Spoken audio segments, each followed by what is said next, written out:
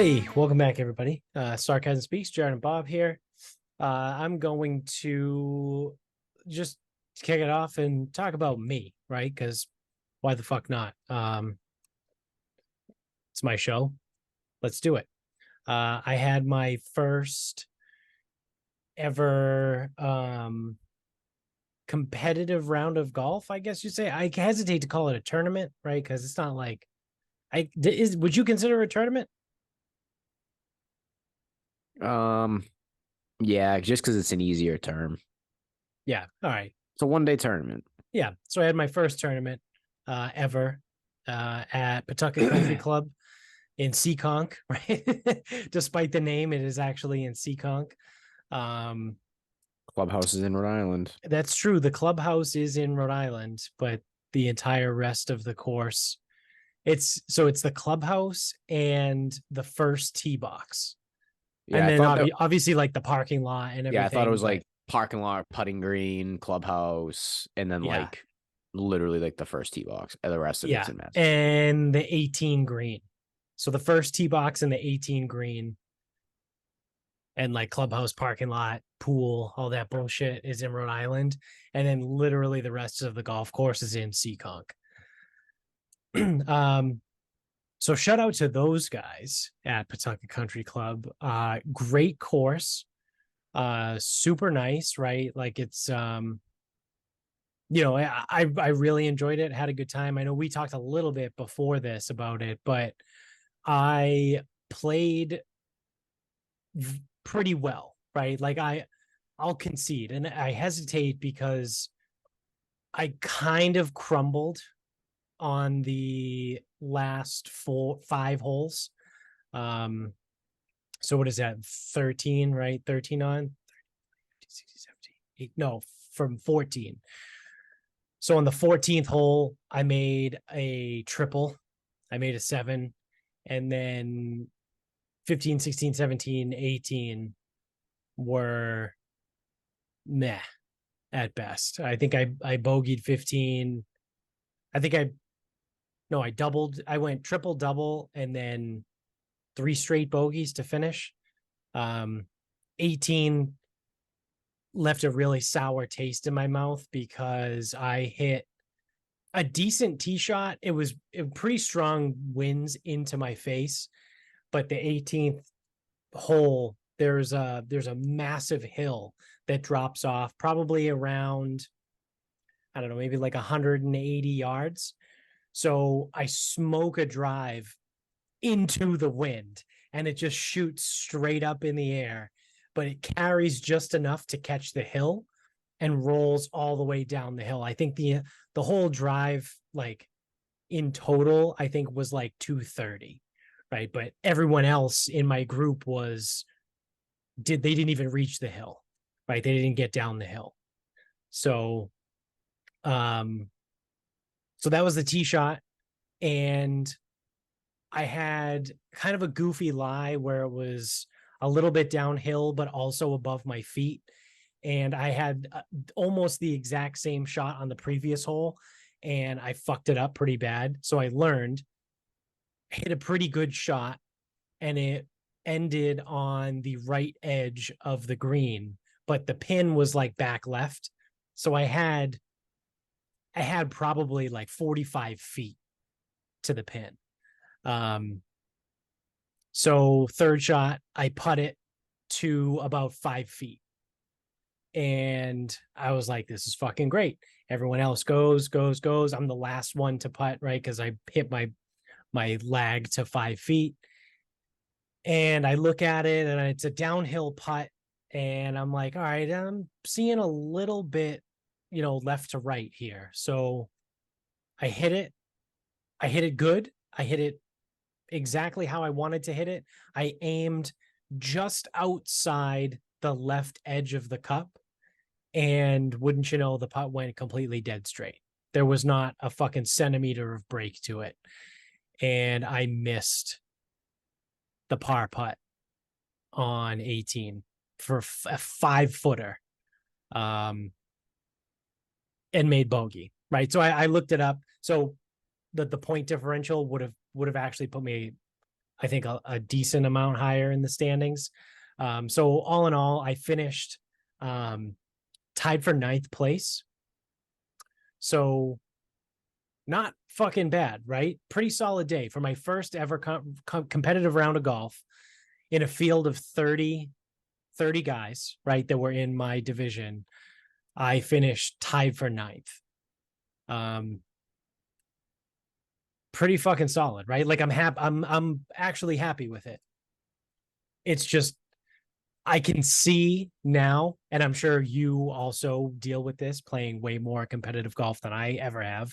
Literally, however many rounds you've played times, whatever, because I've only played one, right? So if you've played 34 rounds of competitive golf, you've literally played 34 times as much as me. So whatever that number might be, you probably agree with this. What I'm about to say is it's super easy now to watch guys like the pros, right? Not that I'm comparing myself to them, but it's easy to watch guys like that go out and shoot like 5-6 under and be like, yeah, I left a couple out there, left a couple strokes out there. You know what I mean? Because Like, you always do. Well, that's the thing. You like you they can always go out do. and shoot a 65 and be like, yeah, I left a couple out there. So the 3 best rounds of golf that I've ever played, the even par in the Mass Mid-Am qualifier, the 3 under I shot in New York last year, Yep. and then the 1 under at Sharon. I made a double in every single one of those rounds. Yeah. Yep. So yeah, it always happens. I think that's part of it that's kind of like addicting, right? Because I looked at it, right? I Well, looked at the standings and I go, if I didn't fall apart on the 14th hole and make triple, right? Because I'll get to that and I'll explain what the fuck happened there. There was another hole, I think the 13th hole, where I had a meltdown. I pulled a Lucas Herbert where I went back and forth over the green. It's always fun. So there's just a lot of not awesome shots, right? But paired with a lot of really good shots. So I just focused on the triple and then the putt on 18. And if I had made bogey on 14 and hit the 5-footer on 18, I think I would have ended in like a tie for 5th or something like that. So it's just fucking annoying, right? They're like, obviously I'm happy with the top 10. I finished top 10 out of a field of 30 in my first ever competitive round of golf. Also shot an 86, which obviously breaking 90 is a huge fucking feat, right? Especially when it's not at Chemawa, because Chemawa is a short course, right? It's fucking tipped out there is shorter than the tees that I played at Pawtucket, right? So it was good, right? It felt good. It was a fun day. It was a fun round. And it was pretty cool to be able to like play golf for real, right? Where there's like real consequences. And a couple times luckily I had a guy in my group, shout out to Gary, this old dude named Gary. Classic Gary. Yeah. From Lexington Country Club. And he was classic, like knew all the actual specific golf rules. So like on one of the holes, I hit my ball. There was one of the holes, there's a cart path that goes right in the middle of the fairway, like asphalt cart path. And my tee shot ended right like maybe 2 inches behind the cart path. So I was like, hey, like Gary, what's the ruling on this? And he goes, well, he gave me the whole rundown. He goes, all depends. He goes, line up on your ball. And I lined up and my foot was on the asphalt. And he goes, all right, so if the cart path is impeding your swing, you can take a club length, like a 180-degree, lateral to behind, and take the drop at the point where if you stood, you're not going to stand on the cart path.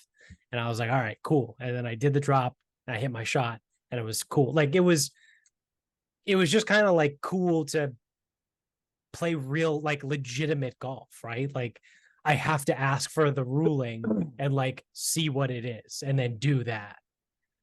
Right. Like there was one, I think I'm guessing you. So I'm guessing you didn't pump a ball OB off the tee. If you're saying no, that, no, yeah, I did not. because it's all cool when it's like rules, ball and cup, like whatever. But then you hit a ball OB and you got to re-tee and you hit that guy one in skanky. a guy in my group, a different guy in my group did that on one of the hole. I think it was 11. Um, he hit a ball 4 right into the woods, but it was like it's like short woods and then it's street. Like it's like 152 in Seekonk. And we all heard it hit the tree. We went, we looked, we couldn't find it. And he was like, fuck, I should have hit a provisional anyway. So he had to get in the golf cart, drive back to the tee box, hit a Oh, that shot. they need to do the other rule. Yeah. They need to enact the local rule where you hit 4 from the fairway. Oh, is that the rule? It's a local rule, so the Oh, competition has to adopt it. So point of entry, move over to the fairway, and then you would hit your 4th ball, or you would hit your 4th from there. So effectively, so it's a 2-shot penalty. which is the same for OB because you have to take the stroke for the drop, then you're hitting 3 off the tee. So True. Actually, yeah, that's a good point. I didn't think of it that way. it just skips a step Yeah. It skips because the like tee shot. Torah Greater Boston, you are not like it is a local rule. You are not allowed to go back to the tee. Yeah. Yeah. But yeah, like Mass Golf or yeah, I know it's a member day, but like yeah, Mass Golf, USGA, usually that shit's like hit a provisional, you got to go back. It's like a whole fucking thing. Yeah. Um, so yeah, I mean, like I said, pretty cool, right? To shoot an 86, legitimate golf. Um, finished tied for ninth. Really, like just all around a good day. I'm happy with it. I like the competition aspect of it, right? Like I don't know, it's just kind of cool. Like and the people I played with were like pretty laid back, right? Like it was an older guy and a woman. They were probably in their, maybe late 60s, maybe early 70s. If they were in their early 70s, they looked fucking great for that. Like, maybe mid to late 60s. Um, and then there was another guy, the guy that hit the ball and had to go back and re-tee. It's probably like, you know, mid 50s, mid to late 50s. So like everyone was like pretty jovial, I guess you would say. Like we weren't like shooting the shit really. Like we weren't like talking, oh, hey, where you from? What do you do? Like it wasn't like that. Um, but it wasn't like cutthroat either, right? Where these guys are like, I don't know. I wouldn't even be able to think of an example off the top of my head, right? But it was just a cool, laid back atmosphere, I guess. Because they were just there to have fun, right? Like I think all 4 of us were there because we wanted to play that course, right? Because I think it's a private golf course. I think that's the main benefit to those member days. We were Um, also obviously the woman was in the women's division, but the 3 men were in the men's division, not the members division. So the members division played from further back tees, and they had a net competition and a gross competition. Whereas like our group just was net. just net. So I would imagine if I was in the members division, maybe it would be a little bit more competitive. It all depends on the specific person. Yeah. That's Yeah. it. I've noticed. So any individual person can be a fucking asshole. True. Any does like it can happen. Like regardless of circumstance. Um, I've noticed most of the time that as provided the person isn't a fucking asshole, if the course is nice and people are like moving along, generally everyone's just kind of like cool with being there and it's like not that big of a deal. Yeah. Now I also play with some like ultra competitive people too, but it never gets. But again, it's like it only gets to the point of like, wow, I never want to play with this dude again. If that person by personality is a fucking dickhead. So like Right. there's a guy on the tour Greater Boston. Everyone knows it. He's just a fucking prick. And it's like he's good, he's a good player, but he is just a fucking asshole. And I've never played with him. But I see what he has to say in the bulletin board. I've heard what people tell me. Like all accounts, the guy he's just an asshole. And Just a that's grade A cocksucker. he's just an ass. Like that's all he is. And it's like, for what? Yeah. But then it's like, if you think about it, one, personality wise, he's probably just an asshole. Yeah. Two, some of the like the Dewey Cox, so I'm just happy to be here. Like that goes away when you've been playing these places since 2008. Like, Yeah. you know, I played Eastwood Ho and Brayburn this year, and I actually played okay. Eastwood Ho, I put up a little bit of a high number, but like literally, I was fortunate that I not only got into those events. Well, first of all, I was fortunate that I could play those events. Then I was Right. fortunate that I got the lottery on both. And then just to be able to like actually play like halfway decent, like that's pretty cool. Yeah. But if you've played Eastward Ho 7 times, the I'm just happy to be here probably Yeah. rubs off a little bit. Right. Right. And even like want to moist it for me, I'm just like I continue to play it, but I'm like, this is gonna be a bitch. So it's not even like, oh wow, what a nice place. I'm just like, man, what a fucking ass kicking this is gonna be. Yeah. Myopia still has it. I'm looking forward to Myopia. But I also know Myopia is not fair. Like Right. there's Right. nothing I can do to make that place. Yeah. Like I could hit it great and put up a high number, or I could hit it like shit and fucking score like Yeah. and score well. Yeah. Like That's just how that place works. I think part of it for me too was I literally went in with zero expectations. So so obviously that's a thing. I think the member day setup is nice because it's just again just like how I got into those two events. You sign up, you don't know if you're going to be in. These are like every course is generally a private. They're all pretty nice. They're not anything crazy. Like none of them are really crazy. I don't remember anything like nothing like out of this world. Um so it's like it's a lottery system. So it's like if you get in, like you're fortunate to have gotten in. right. It's like, oh, Pawtucket, it's like, I've never played before. Let's see what this place has to offer.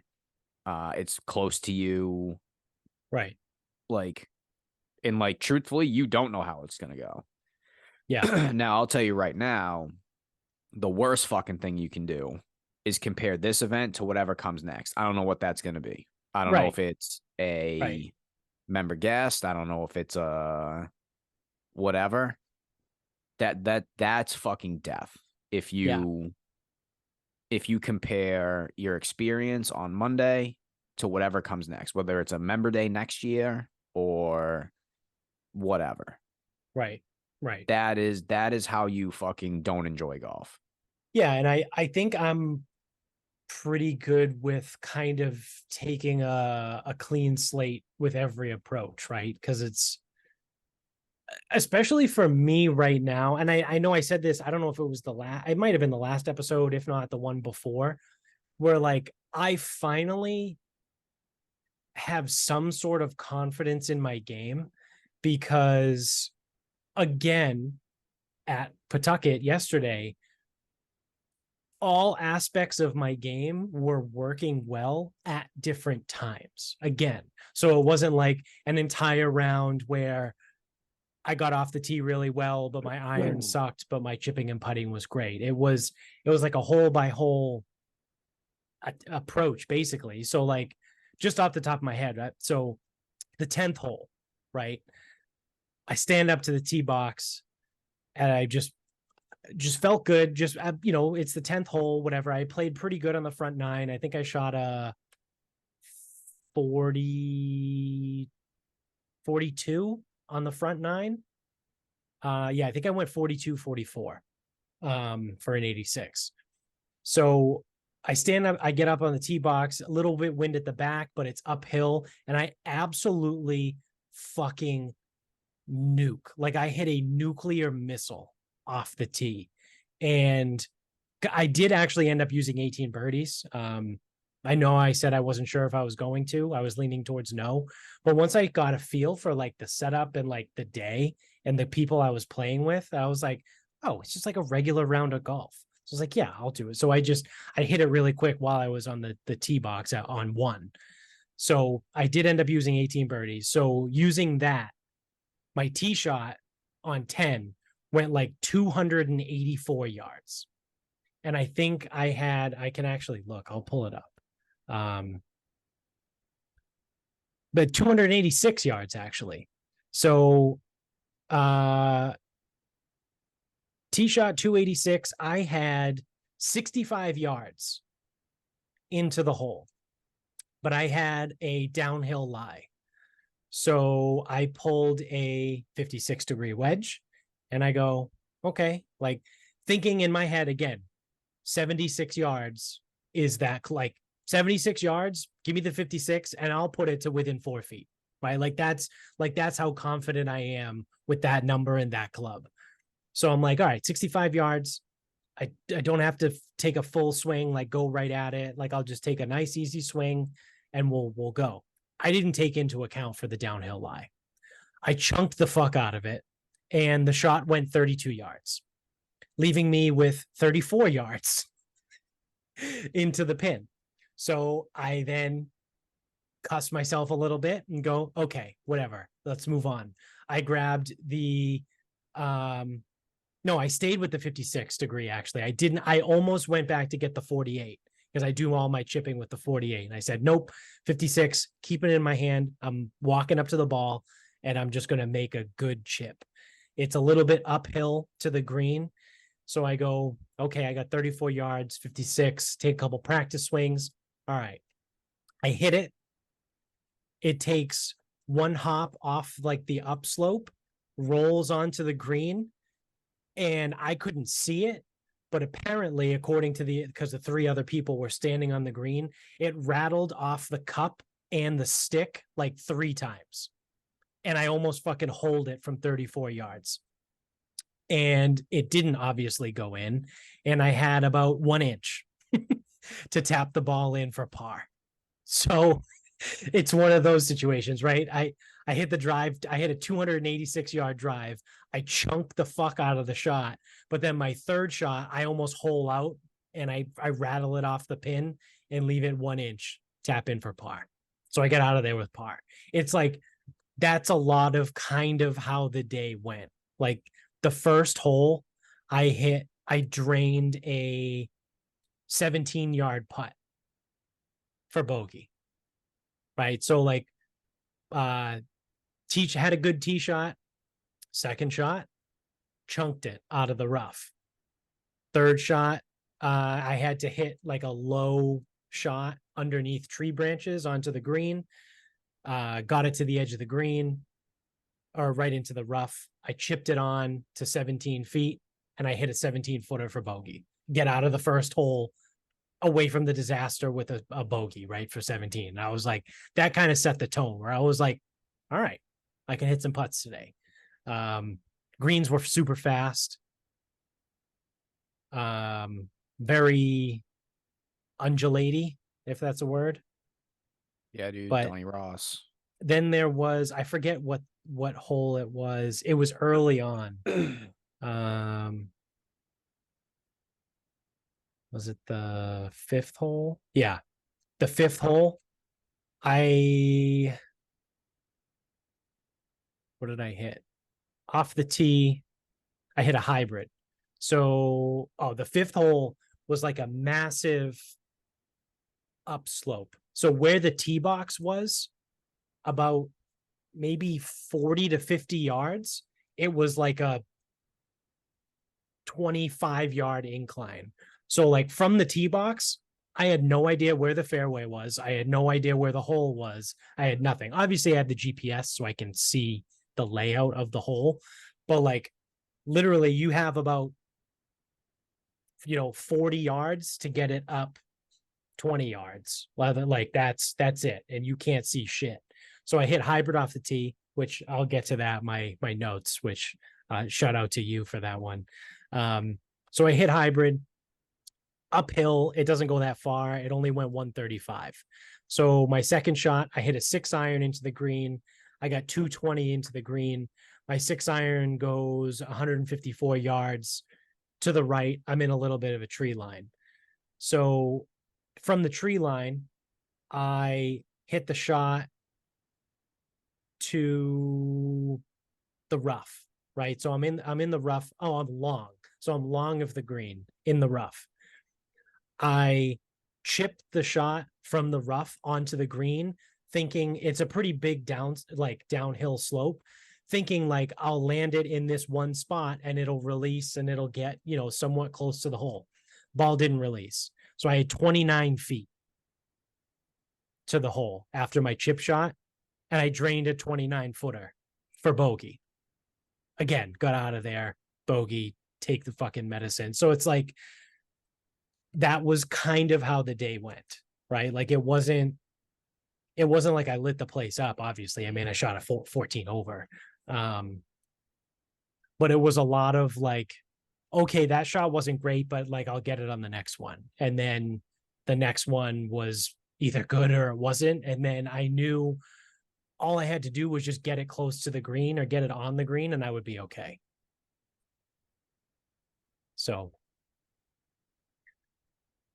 I mean, like I said, all in all, good day. Fun course, right? Like I said, the greens, I can't say it enough. The greens were fucking hard.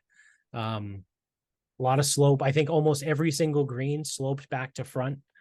There was a lot of false fronts, like a lot of undulation. A lot of the pin placements were really hard. All four of us in the group were kind of on the same page. Like some of these holes are like it was like a diabolical pin location. So super fast, super undulaty, but it was fun. I would play again. I actually enjoyed it so much. I looked up what it would cost to become a member there. Do you get So, info? Yeah, under 35, it's $1,000 for a deposit, And and then initiation. yeah, for initiation, and then it's 34 or $3,500 a year. Oh, that's not bad. No, you're having a kid, you can't do anything fun, so that's out. Oh, But that's exactly. yeah, not too bad. Yeah, for an under 35, it's like on the higher side. Yeah, And then you got to figure what the all-in dues are. So it's like you're not going to join somewhere, pay an initiation, pay that much to just bail. Like right, knowing that you can't afford right, the full membership when the time comes. right. Yeah, they have a lot of different options because it's a Yeah, country, this it's like a full country club. They social. have a pool and a fucking restaurant and like all that shit. So it's Yeah, like I looked up all in for like a full membership for a family is like $6,800 a year. that's not crazy. No, it's no. So if you have it, you have it, and if you don't have it, you don't have it. But as in Right. terms of how country clubs go, that's not crazy. I don't know if there's Yeah. any like minimums associated with it, but I miss I definitely miss the boat because the rate for 18 to 29, I think was $1,000 deposit. And then I think it's like 2,600 for the year. yeah. So I mean, I know I didn't did I? Yeah, I did live here when I was 29, but Yeah, you would have had to catch that early. yeah. But then it would have went up to 3,400 anyway Yeah. after that. So, Yeah. but it's I don't know, it was interesting to see. Just again, it's literally 15 minutes from my house. Like it's super fucking close. Yeah. Well, there's also, I mean, again, it wouldn't help you much, but there are also like usually like social memberships or weekday memberships or whatever. Yeah. We have all that shit. Yeah, I look there, they have all the different options. They have like I think their social membership is only access to the restaurant and the pool and not the golf course. Yeah. So then they probably have like a limited play, something that gets you like, they usually do something that's like 36 holes a month. Yeah. Then there's like weekday only. Um, but again, none of this matters because you're having a child. So Right. Yeah. Yeah. no one, Unless no I get one, a no one gets a golf membership while the baby is due in 6 weeks. right. Right. Yeah. And You either unless I have get it, like you either have it a significant beforehand, raise, I'm yeah, or not going to be able to afford a fucking child and a in the first year a $4,500 golf membership. yeah, you So pretty much got 5 years before. So this is the thing though. 5 years from now, you'll be what? 36. Okay, so you'll be out of any and all younger Right. memberships, but you'll be paying for fucking childcare for that whole time. Yeah. That, well, again, you guys will probably have like another one or something, so kick that out even more. Yeah. But yeah, I mean, once kindergarten comes, you get like a substantial fucking bonus. Yeah, that's true. That is a good point. Yeah, like I Um, mean, if you have two kids in fucking daycare, it's gonna be like 25K a year. So then yeah, it's it's going to like be fucking stupid. by the time they both get to kindergarten, then it's like it's our money again. Yeah, we got No, a it's lot of money not back. well, not 100%. It's not 100% yours again because they still have shit and Right, right. fucking annoyances, and you do But still have to feed them when they're not whatever, occasionally, yeah. clothe them. Um, but this thing, though, you can't see it on the show. I have to put it like in front of me. The notes here that I took, like the yardages, the everything, um, massive fucking help. Cause like I told you yesterday, um, I didn't have to think on any of the tee shots. I literally, like, before I walked up to the tee, I took out my piece of paper. I looked and I go, what does it say? And like one of them is on the second hole, it says driver, narrow fairway at 230. And then this one just so happens there was only like a couple holes where I wrote something about the approach. On the second hole, I go approach, layup, comma, long equals dead. So it was just a reminder to me to like don't push it and try and go for it, right? Like if it's like I forget what the hole was and what the number was, right? But if it was, say, on the approach I had 160 yards, like just don't push it, right? Like just play a safer shot and leave it shorter. Shorter is better than long. um the sixth hole, narrow fairway, opens up on the right about 240, take driver. Like that's literally like what these are. Like the ninth hole, bunker on the left is 250, take driver. So like just little dumb little shit like that. A lot of these, like right is dead, a 14 off the tee, right is dead.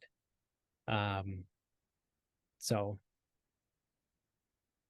there was one hole, yeah, the fourth hole, tight window off the tee, room to the left, two bunkers on the right, 220 to 250, take hybrid or 6-iron. So, and then that one on the approach, left is okay, short is okay. So it was just like little things like that like mapping that out before the round was a massive help. It kind of makes me wonder. I don't know if you, I'll pose this question to you. Um, it makes me wonder, like, if I did the same thing at Sharon, what would happen, because I kind of look at it like I've played that course so much. Like I kind of like know what I'm going to hit where. But if I actually approach it like I've never played there before and map things out and just follow the plan, how much things would change. Well, there's only one way to do it, and it would be try. I Right. will say the only like so the main issue with Sharon, I've spent 5 years trying to figure this out. Like, why do people have such a hard time here? Yeah. And Sharon Country Club is not a hard golf course if you hit the correct tee shot every time. Yep. So if you do what you're supposed to do, then it's not hard because you're hitting wedges, it's not whatever. The problem then lies when the tee ball is a little bit off because there's not a lot of room for error. And yes, there are some like really narrow holes, but you just have like trees and bad lies and uneven lies. Like there's all types of issues that arise, like even like overhanging trees or tree limbs, and you hit it down the right side on 5 and now you can't look at the green. Like it's all shit like that, which Right. is Sharon's main problem. Now, when we played with Fodge, he was real skanky off the tee, but he just kept hitting punch out after punch out after punch out to the like space. Like he just kept hitting Right. punch outs to space. Right. And he ended up not really shooting as high as someone who would hit tee balls like that I would expect to have Right. shot. Right. He pretty much kept it together. I forget what he actually shot. Doesn't matter. But he just kept hitting punch outs to space, punch out to space, Yeah. punch out His to recovery space. game was fantastic. Because his off the tee, he was a mess. So that's the difference is if you're hitting great tee shots, then it's not hard. Right. If you're hitting shitty tee shots, then it can be hard. If you're hitting shitty tee shots and you're trying to get it all back, high numbers are coming. Yeah. Like Yeah. really high numbers are coming. Yeah. And it's like it can be an absolute fucking debacle if you're not Yeah. careful. See So every time I play there. Except yeah, I will say the last time, I know things didn't go awesome, but like I said, I broke 100 for the first time ever at Sharon. I shot a yeah, 98. yeah. And that's the thing is you can map it out. I just don't know. You would be mapping out and strategizing. So it's like, what are you going to give? Like, what are you going to give back to the course? So, like, take 9, for example, and you go, I'm sick of fucking spraying driver right or Yeah. whatever. It's like, okay, I'll just knock something down there. It's like, well, you're not reaching that green in 2 Right. then if you lay up.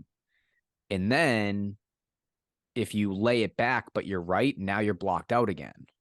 So it's like you can map whatever you want, but your execution will dictate your mapping Right. unless you pull, but then you can all, but at the same time, you can pull 18 birdies and say, all right, well, off the tee, it's this. And then it's like, okay, well, I hit a shitty one. So let me pull 18 birdies. Let me find out what it takes to just plot it along and just keep plotting it along. Right. And that's part of how to, that's sort of, I mean, how you keep a decent number going when you don't have it. Yeah, I think honestly, part of like why I think I played a lot better, especially all things considered too, right? Like it's the first time I ever played the course, first time ever competitive, first time this, first time that, whatever, yada yada.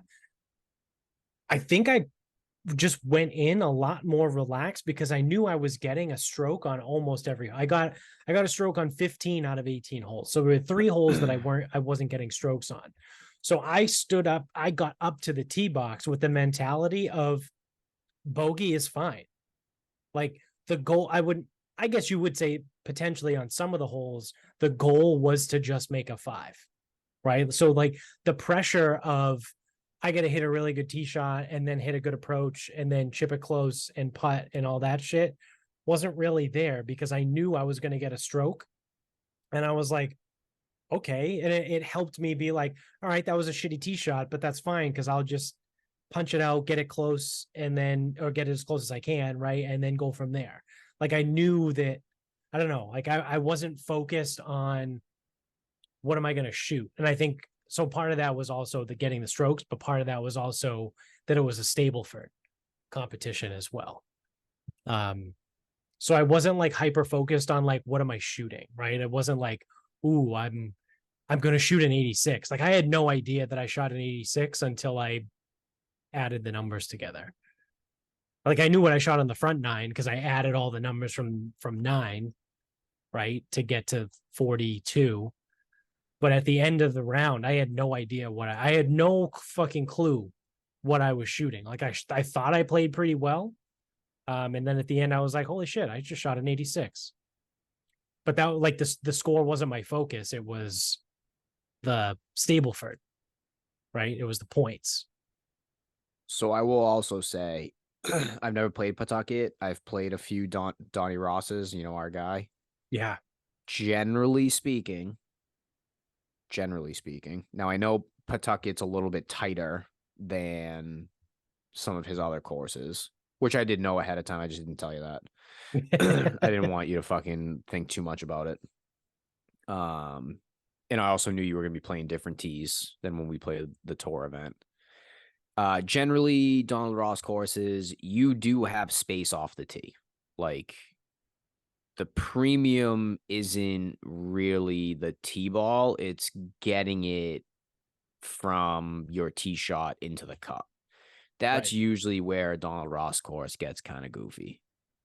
Now I've never played Pawtucket, so I can't speak to how much of that came into play or not.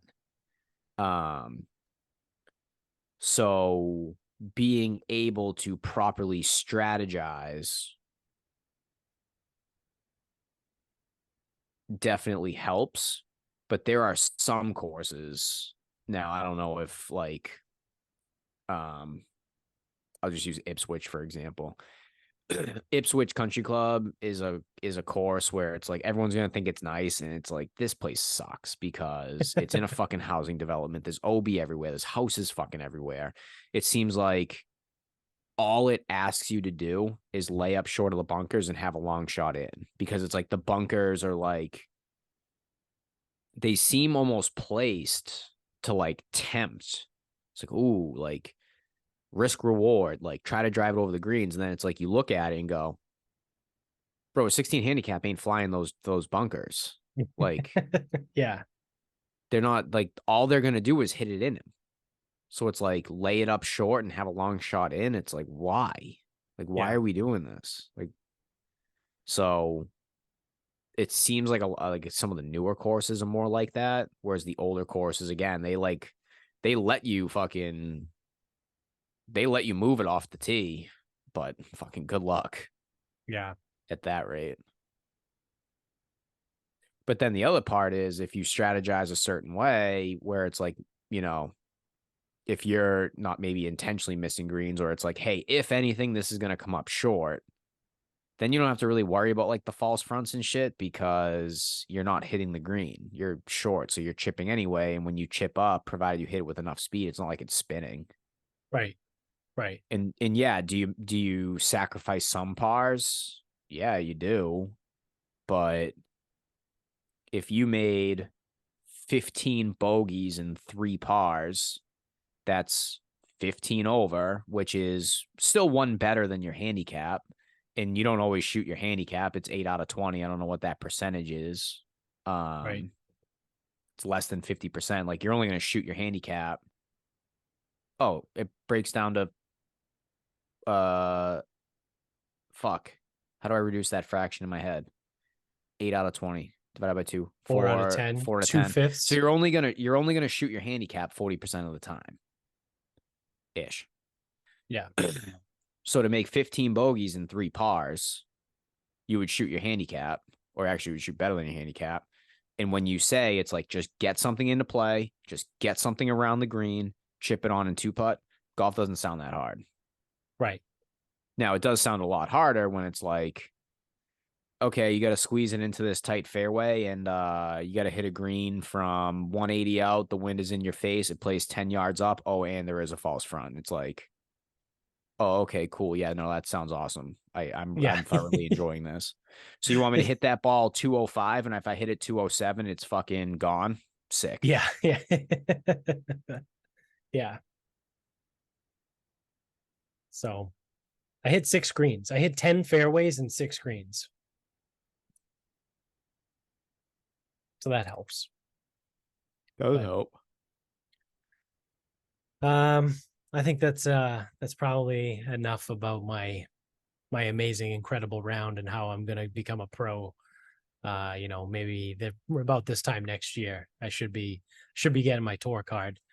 Is that One of the coming things before or after the divorce? I don't know, we'll I'd see. probably say after. Yeah, yeah, well, probably after. I'll get a lot more free time.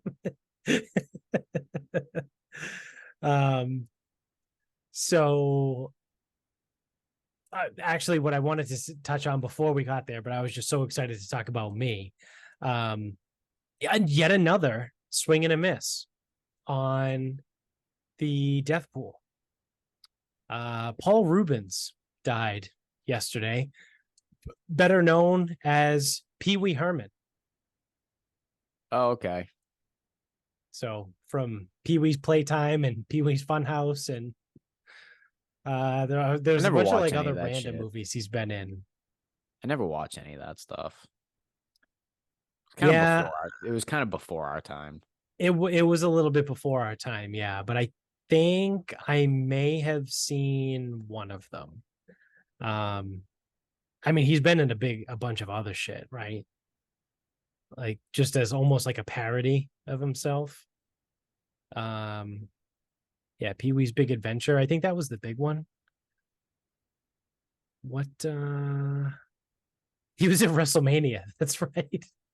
He was at WrestleMania 27 in 2011. So yeah, we missed again. We are really fucking bad at this whole death pool thing. But I mean, that was a He was only 70. How are we supposed to get that one? yeah, no, that's fair, right? And there was another one too that everyone was like freaking out about on social media, but I have no idea who he is. Um, he was a really young kid. I think his name was August or Augustus or something like that. He was in that show Euphoria. Um, they're kind of speculating that he may have killed himself. Because I saw someone on Twitter, I saw a post that it was either Twitter or Instagram, I don't know. And it had said, again, I don't know who this kid was, but it was all over social media. And they had said that his dad had just died like 2 weeks ago, and he had struggled with mental health issues in the past, like prior. So, I mean, you're 25 years old and you die. There's really only a couple things that could have happened. Um, so the way it was painted on social media kind of made it seem like he might have killed himself. So that's probably not one we would have got there because, like I said, I don't even know who he was. I don't even watch the show. I know the show is massively popular. I have no idea what we're talking about. But it's the only thing I know about it is that Zendaya is in it. It's Mary Jane from the Spider-Man movies. That's it. That's all I know. Well, that's not true. I also know that some people apparently call it like softcore porn, basically. So apparently there's like a million sex scenes in every single episode. So couldn't tell you what it's about. But all I know about it is that Zendaya is in it and there's a lot of sex scenes. Don't know. Sounds great. Yeah. I'm sure it's fucking good, right? People Yeah. seem to enjoy it. Sounds awesome. Yeah. Let's see what else we got going on. Actually, before we wrap things up, I was gonna use this as my final thought, but I have a different final thought. Have you seen Mark Norman's stand-up Soup to Nuts on Netflix? No. I don't know when it came out. I also don't know if I'm familiar with this gentleman. Truthfully, it may have just come out like this week. So my question to you of have you seen it might be a really retarded question. There's But no I such thing watched as retarded questions. Just retarded people. Yes, that's true. So I watched it the other day. I forget when or how or why. I don't know where Amy went. She went somewhere. So I went, so I watched Mark Norman's special, Soup to Nuts. So Mark Norman, one of my favorite comedians. He is fucking hilarious, but he's also, I think, and I'm pretty sure he might agree, is I think he's on the spectrum. He's just kind of like a weird, like quirky guy in general, right? Because I've listened to him a bunch on podcasts. And he's just like, he reminds me a little bit of Norm Macdonald, but I don't know how much of Norm was just a bit that Norm was constantly doing. Whereas like Mark Norman, which also is funny because it's Mark Norman, Norm Macdonald, similar names, but he's very good. I think he's very funny. He's got a very strange sense of humor. And like I said, I think he may be on the spectrum. So I thoroughly enjoyed it. I don't want to give too much away.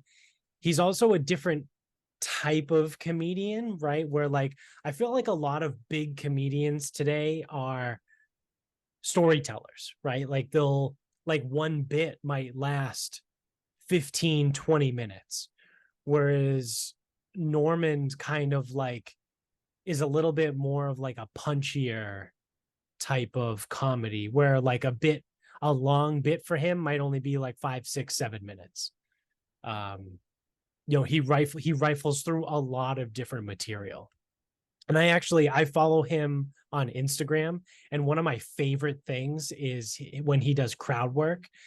He'll just stand on the stage and just have the audience. This wasn't really in it. Well, there was a quick little segment of it in his special, but there wasn't a lot of it.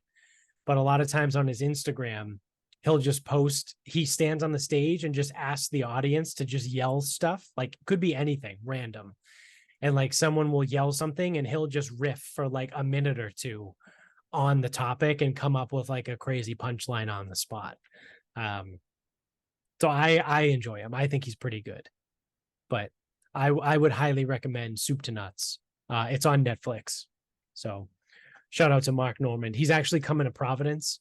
Unfortunately, he's coming like October 25th or whatever. So we're gonna have like a 1 month old. So I don't know how feasible it will be for us to go see him at the Comedy Connection in Providence, which is pretty close to our house. It's only, I think, like maybe 25 minutes tops. So I don't know if he's coming to Boston, though. I don't think he is. I think he's just going to Providence, but would be worth it for anyone in the area. Watch his special and then buy tickets to his show in Providence. And I'm not even getting paid from him to say that. I just thoroughly enjoy his work. So that said, you want to wrap this up? We can wrap this up.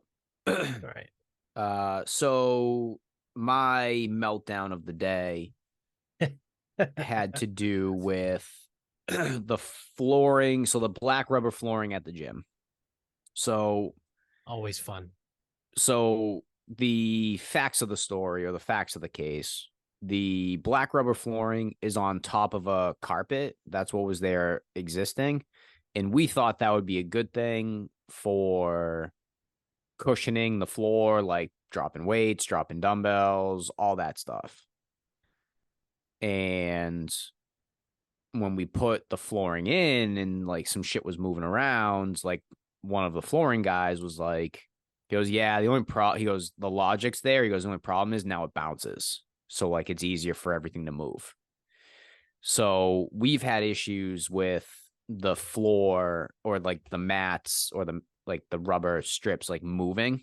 And that's always been kind of a problem. So it's like, a couple cuts here, it bunches up here, and it's like, it usually bunches up or gets all fucked up by the rack. So it's like to move the racks, we need 4 fucking people. And then it's like, can it be perfect without moving everything? Probably not. And it's like, this is a whole fucking thing. So, kind of let it go, kind of like patch it, kind of make some cuts, kind of like whatever. And it's like, it's moving significantly. So then, like, we had it all, like all the seams taped. So, some of the tape's gone. You cut some of the tape to allow it to move. Just kind of like a debacle. So now, like the other day, a bubble shows up, like kind of in the middle. I'm like, how the fuck did that show up? So kind of kick it out, whatever. Think the next day, come in, it's kind of back. I'm like, you've got to be fucking kidding me. Sick. And I'm looking at it. This sucks. I think I kicked it out again. Yesterday morning, the bubble's back. I go, whatever. Can't really kick it out this time. I go, this fucking sucks. I go, we're going to have to move everything.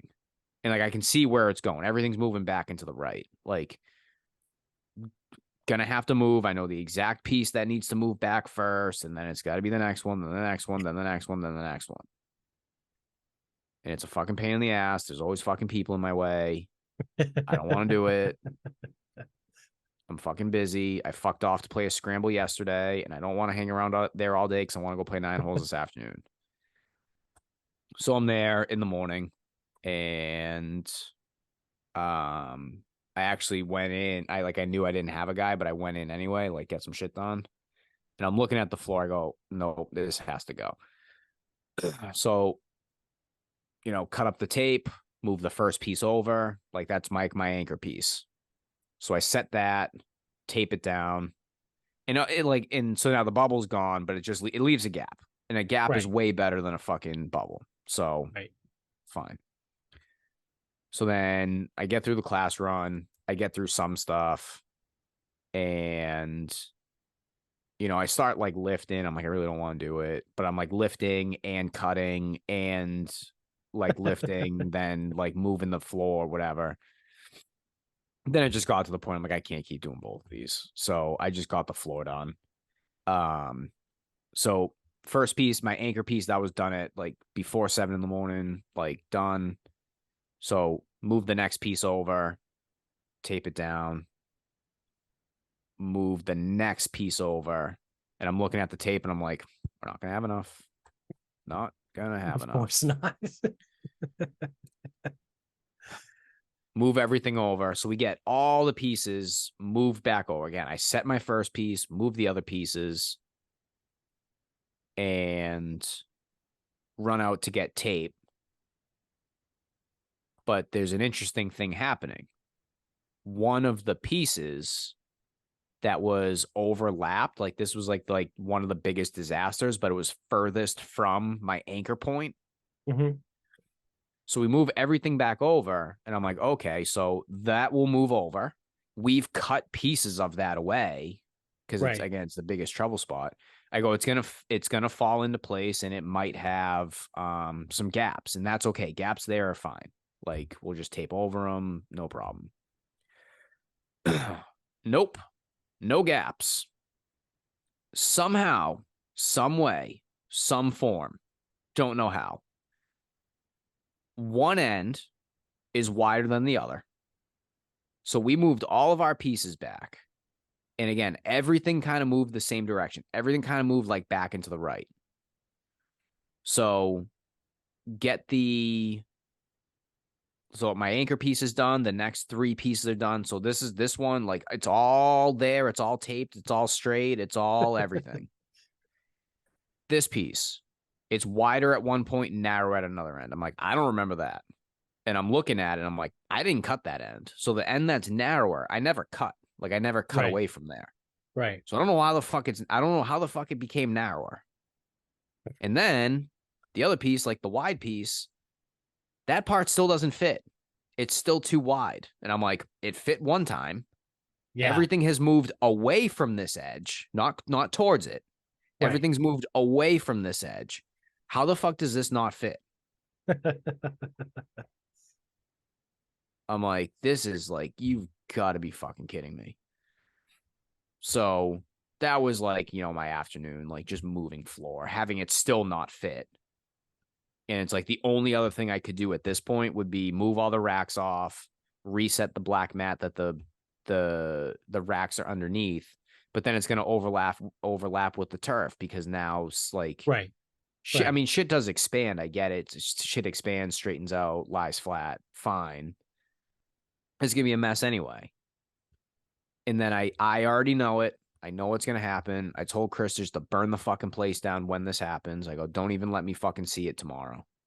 I know there's gonna be a fucking bubble in the floor tomorrow Oh because we yeah. moved everything, taped everything, reset everything, got it all in the right spot, right place. Double taped, triple taped, double stamp a double, triple stamp to double stamp, touch blue, make it true. Like did it all. I go, there's gonna be a fucking bubble tomorrow, and we're not gonna be able to fix it because everything's taped down now. I go, just light the fucking place on fire when that happens. Yeah. No, for sure. There's definitely gonna be a fucking Yeah, just burn it the because that's fuck how this down. works. That's Burn exactly it how this fucking works. like, and that's my thing. Just burn it fucking down. I don't even care anymore. And the Yeah. flooring will survive. It's fucking fire Yeah. retardant. I'm retarded.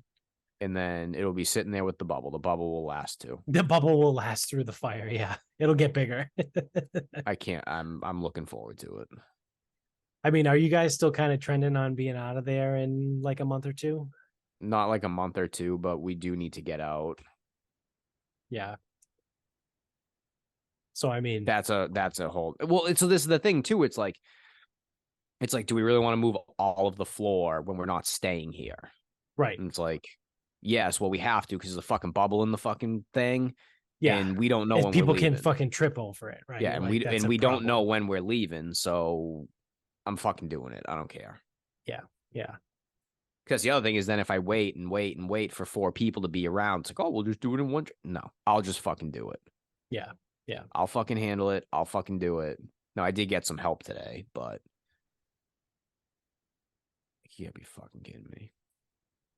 Is Benedict still tracking to be out of there? Yeah, I don't know when, but he's like full steam ahead. Yeah. So that'll be fun. You guys will get a lot more space for activities for Great. for like, 10 weeks probably. Great. So you said they're going to turn it into condos, like a housing I don't know what development? the I don't. They're gonna be. It's not gonna be retail leasing. Yeah, they're changing the zone or whatever Yeah, the they fuck they they had to have do. opportunity. So whether it's housing, restaurants, multi-purpose, Right. they have those options now. Yeah. Oh, can't put a restaurant across from McGuire's. Hopefully, they put another Italian place. I hope they Yeah. put an Italian place with a coffee shop because Yeah. that's what Because East those visits want. do so well right there in that spot, right? Isn't that like the third Italian spot? And I think the only reason La Familia hasn't closed yet is because it's a chain. Yeah, well, that also got weird because I think the restaurant that was there before that, It was there for they like 9 months. it might have been a Was it like little La long. Cucina or something like that? No, that's in a different part of Easton. Oh, I never, yeah, I don't know where that one is. I don't know. I don't fucking eat in I just Easton. remember it was like a super fancy, like, so before it was the super fancy Italian place, it was what, the Foundry? Yeah.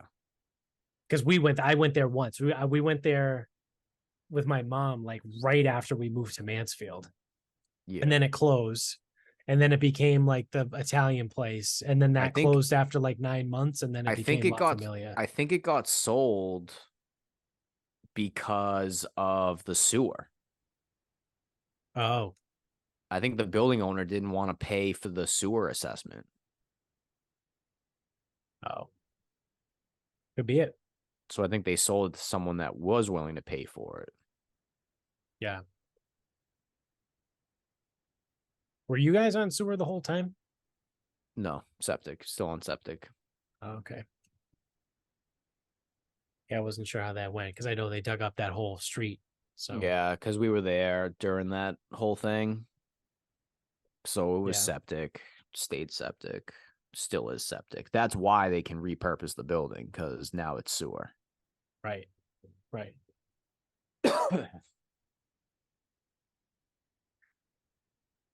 Fucking real estate law is fun. Um, the fuck was I going to use for my final thought? Oh, we watched a movie the other day called The Greatest Beer Run, and I'm not gonna lie, I was pretty skeptical going in, right? Like so I don't know if you ever saw previews for it, but it was Zac Efron is the star, and it's based on a true story of this guy from New York who kind of really isn't doing anything with his life. And as sort of like a joke, he says that he's going to bring a beer to everyone from his neighborhood in New York that's in Vietnam. And like people kind of hold it to him and it becomes serious. And he actually ends up doing it. Um, so this like random dude from New York finds his way over to Vietnam in like the late 60s, right? And runs around the fucking battlefield handing out beers to people. Um, so again, like I said, I was skeptical going in. I didn't think it was going to be that good, but it actually was pretty fucking good. Zac Efron is great. I like Zac Efron, um, just as an actor. I think he's super talented. I think he's very good at what he does, like whatever role he's playing. Um, and I thought it was really, really well done. So, I was pleasantly surprised that it was that good. I forget what streaming service we watched it on. Might have been Apple TV Plus, but I mean, I don't know. Just fucking Google it out there if you're interested. If you haven't seen it already, and you wanna watch it, just Google it, find out where it is. But yeah, very good movie. I give it a thumbs up. So I'll put my stamp on it. I think it was called The Greatest Beer Run or like The Greatest Beer Run Ever or something like that, whatever it is. So it's easy enough to find. Just like I said, Google it, Mari. Figure it out. Um, yeah. So there we have it. So that's going to do it for us. Thank you for watching. If you're on YouTube, don't forget to hit subscribe up above. Tell everybody you know about the show. If you're an audio only listener, you can also subscribe over there. And if you use either Spotify or Apple to listen to us, you can go to the, I don't know, Spotify homepage or our podcast homepage, whatever, or the iTunes store and leave us 5 stars and a review. It helps new people find the show. It helps maybe potential sponsors find the show. So that and you just telling more people about the show. So thank you all for spreading, I would assume by word of mouth. So the show continues to grow. We had probably more downloads last month. I think last month might have ended up being one of our highest month for downloads in a couple months, maybe since like March or so. So shout out to all you guys out there that are spreading the word, telling everybody else about the show. We appreciate it. You can get us on Instagram at Sarcasm Speaks Pod. Twitter is Sarcasm_speaks. Facebook is Sarcasm Speaks. Website sarcasmspeaks.com. If you go to our Instagram, click the link on our bio, you will get a link tree that is every single discount that we offer right now. We have a code with Noon Brew. Shout out to them. The new promo code is Jared12412 after someone or multiple people out there spammed the fuck out of it. And they had to change the promo code for us. But you can find it, again, either on Instagram or in the show notes below here.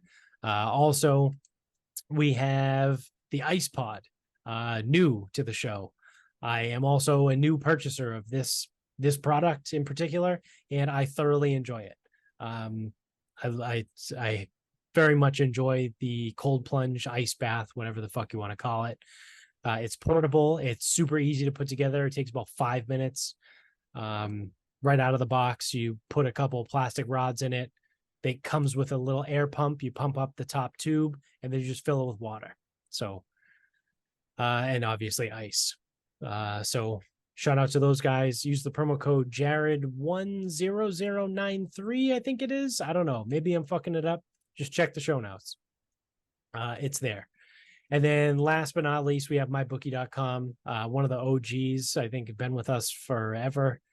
Use the promo code SarcasmPod to double your first deposit up to $1,000 over there with mybookie.com. So that is going to do it. Until next time, good night, everybody.